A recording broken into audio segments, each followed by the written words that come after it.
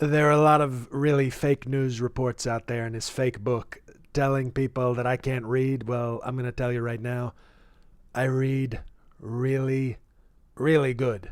I mean, maybe the best reader that's ever read, okay? And a lot of people are saying that. So basically, what I've done to prove this to people is I've put together a series of videos where I'll be reading excerpts. A lot of people don't know that P is not silent.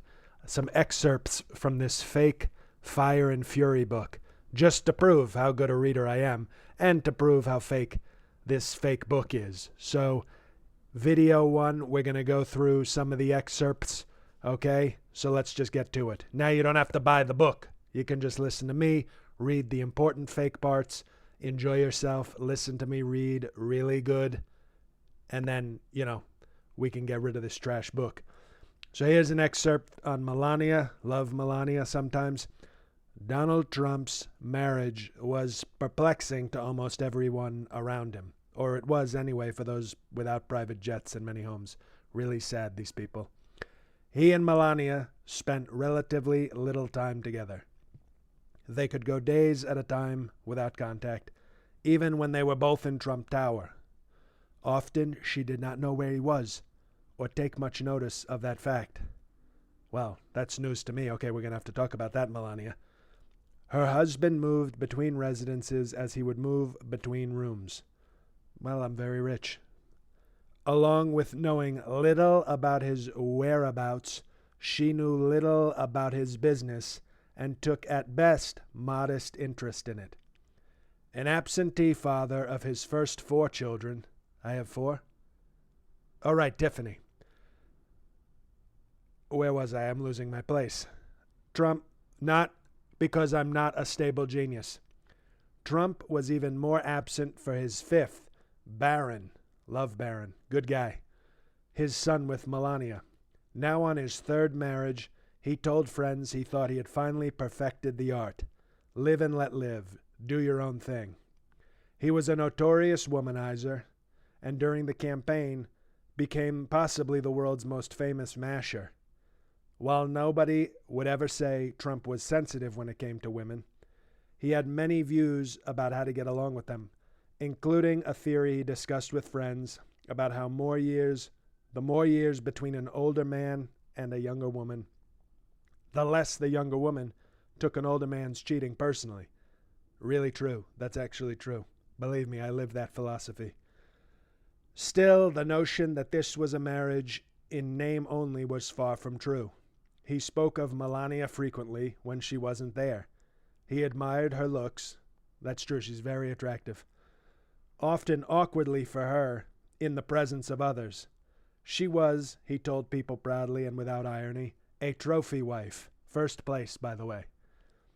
And while he may not have quite shared his life with her, he gladly shared the spoils of it. A happy wife is a happy life, he said, echoing a popular rich man truism. Is that even a word? Truism? True. It's true. I don't know what a true... Now, you see, now they're making up words in this book. That's how you know it's so fake. He also sought Melania's approval. He sought the approval of all the women around him who were wise to give it. In 2014, when he first seriously began to consider running for president, Melania was one of the few who thought it was possible he could win. That's a lot of people thought I could win, but Melania also did. It was a punchline for his daughter Ivanka, who had carefully distanced herself from the campaign. With a never too hidden distaste for her stepmother, Ivanka would say to friends, "All you have to know about Melania is that she thinks if he runs, he'll certainly win." Well, I did. So take that, Ivanka. Even though you're very hot, I forgive you. But the prospect of her husband's actually becoming president was for Melania a horrifying one. She believed it would destroy her carefully sheltered life, one sheltered not inconsiderably from the extended Trump family, which was almost entirely focused on her young son. "Don't put the cart before the horse," her amused husband said, even as he spent every day on the campaign trail dominating the news. We really dominated the news. Beautiful thing. But her terror and torment mounted. there was a whisper campaign about her, cruel and comical in its insinuations, going on in Manhattan, which friends told her about. Her modeling career was under close scrutiny. In Slovenia,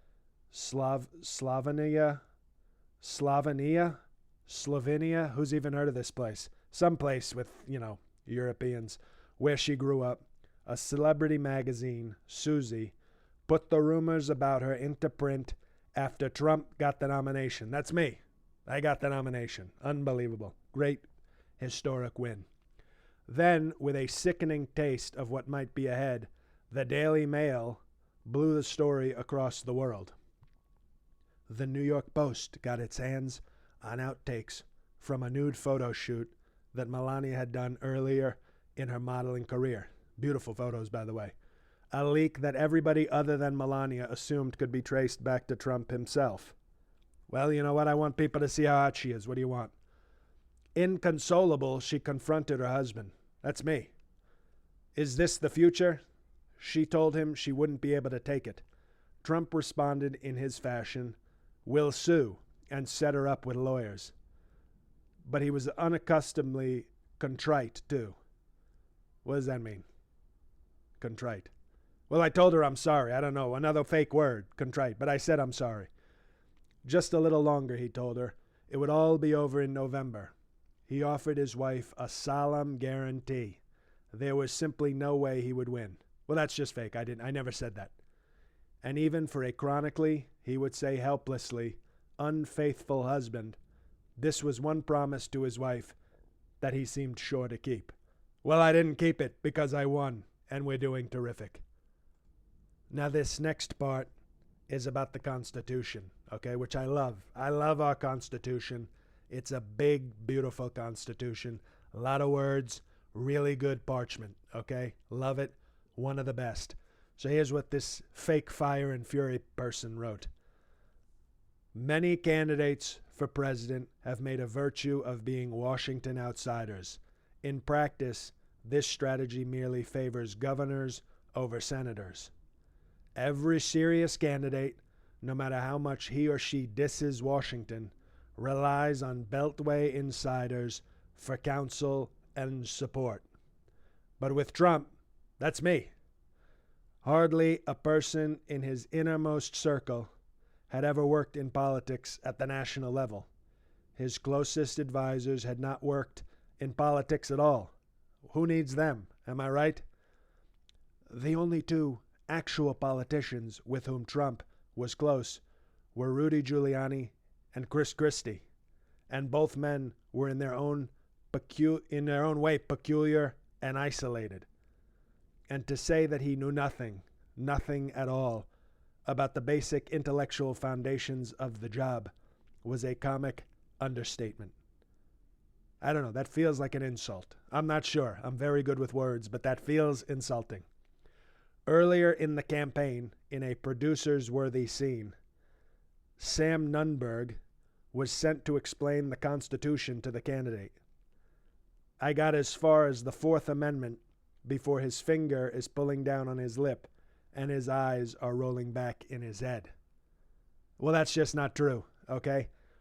I only listened to the beautiful First Amendment, which is okay in some places, freedom of religion, and our beautiful Second Amendment. And after that, who needs the rest of it, okay? I cut down the details. I get to the important stuff. Guns and religion. That's what we need to make America great again. Once again, don't remember this. Never pull down, by the way, on my, on my lip and eyes rolling back. I might have slept. I might have taken a nap because it was so boring. Believe me, as big and beautiful as the Constitution is, it's not all amazing and interesting, to be perfectly honest. Some of it really boring, and this guy obviously didn't highlight the important parts, so I might have taken a nap. But the rest of this is fake news. The next early excerpt is on women, and believe me, nobody's a bigger fan and a bigger champion of women than me. So let's see what this, loser, fire, and fury guy said. Trump liked to say that one of the things that made life worth living was getting your friends' wives into bed. Well, believe me, it's pretty fun. In pursuing a friend's wife, he would try to persuade the wife that her husband was perhaps not what she thought. This is called game, by the way. This is what the kids might call game. I've got a lot of game, tremendous game. Then he'd have his secretary ask the friend into his office. Once the friend arrived, Trump would engage in what was, for him, sorry, I got a little bit of a Big Mac crumb stuck in my throat. Love McDonald's. Where was I? Once the friend arrived, Trump would engage in what was, for him, more or less constant sexual banter. Do you still like having sex with your wife? How often? You must have had a better fuck than your wife. Tell me about it. I have girls coming in from Los Angeles at 3 o'clock. We can go upstairs and have a great time. I promise. And all the while, Trump would have his friend's wife on the speakerphone listening in. Okay? I don't know why this is in the book like this is some bad thing. Okay? It's called game. Previous presidents, and not just Clinton, have of course lacked scruples. I don't know what a scruple... It sounds like a game. Is that a game? Scruples is like a board game, right? Anyway, what was to many of the people who knew Trump well much more confounding, it's a good word, confounding, was that he had managed to win this election. I won it in a landslide, historic, and arrive at this ultimate accomplishment wholly lacking what in some obvious sense must be the main requirement of the job, what neuroscientists would call executive function. Believe me, my executive functions just great. There's no problem down there. He had somehow won the race for president, but his brain seemed incapable of performing what would be essential tasks in the new job. He had no ability to plan and organize and pay attention and switch focus. He had never, by the way, love McDonald's. Did I mention that? Okay. I don't know why they're saying I don't have focus. I have some of the best focus that's ever been. He had never been able to tailor his behavior to what the goals at hand reasonably required. On the most basic level, he simply could not link cause and effect. You know what? I don't know what this guy's talking about, because just because I did all these things, I don't know why he's writing them down. You know, I don't understand. That's called game.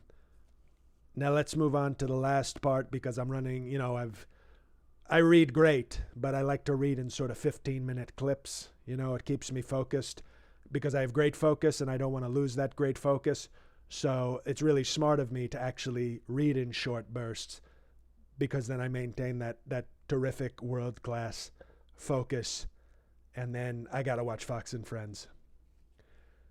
Here's something they wrote to me about Silicon Valley. Okay, love big breasts, whether they're natural, okay, or made of silicon. So, of course, I love Silicon Valley. On December 14th, a high-level delegation from Silicon Valley came to Trump Tower to meet the president-elect. That's me. Well, now I'm the president, to be honest. I don't see fake news. They're calling me the president-elect when, in fact, I'm the president. So you really can't trust this. Though Trump had repeatedly criticized the tech industry throughout the campaign, later that afternoon, Trump called Rupert Murdoch, who asked him how the meeting had gone. "Oh, great, just great," said Trump. "Really, really good. These guys really need my help, and Obama was not very favorable to them. Too much regulation. This is really an opportunity for me to help them."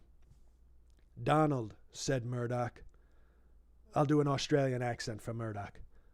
"Donald, for 8 years, these guys had Obama." No, I don't know. I'm not good at it. Well, I'm actually great at impressions, but, you know, we'll just read it in my voice. How about that? "Donald," said Murdoch. He sounds so much better when he's me. "For 8 years, these guys had Obama in their pocket. They practically ran the administration. They don't need your help. Take this H-1B visa issue. They really need these H-1B visas." Murdoch suggested that taking a liberal approach to H-1B visas might be hard to square with his immigration promises. But Trump seemed unconcerned, assuring Murdoch, "We'll figure it out, and we're going to figure it out." "What a fucking idiot," said Murdoch, shrugging as he got off the phone. "He would never say that to me. We are best of friends, really good friends. He wouldn't say that. Fake news." That's the end of part 1 of this, terrible book, but with my great reading. Tune in for part 2.